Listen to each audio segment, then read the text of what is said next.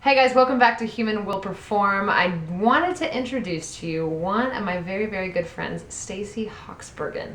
I know the name might trip you up, but Stacey Hoksbergen, she has a master's in mental and clinical health counseling.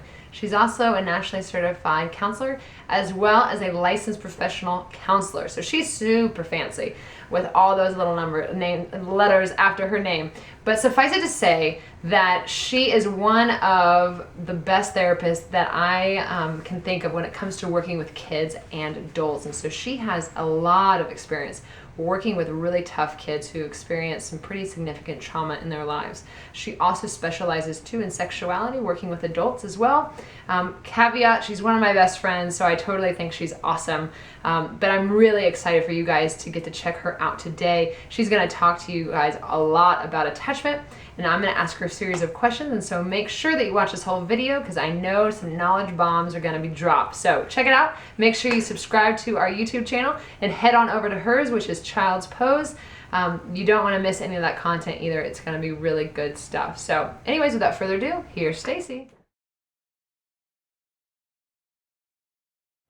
Attachment is a crucial part to all of us developmentally. Children need to know this in order to be able to build their self-concept and to move forward well in life.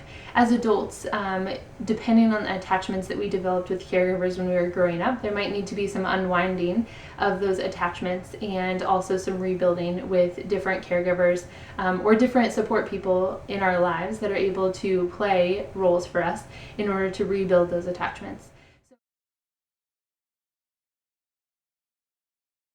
The most important thing in regards to attachment is being able to attune to that specific person, identifying what their needs are and how you do those in a healthy way, and also them being able to identify what your needs are in relationship and how they can also attune to you in that capacity. So I think it's a mutual and reciprocal understanding of both pieces of that. With a child, it's a little bit different in the sense that they need you in order to do that piece of it because they're learning from you. With adults, it's more of a reciprocal process that both of you are communicating about those pieces of it in order to be able to have those attachments that are either carrying over from other relationships or very different from other relationships in learning new ways of attaching.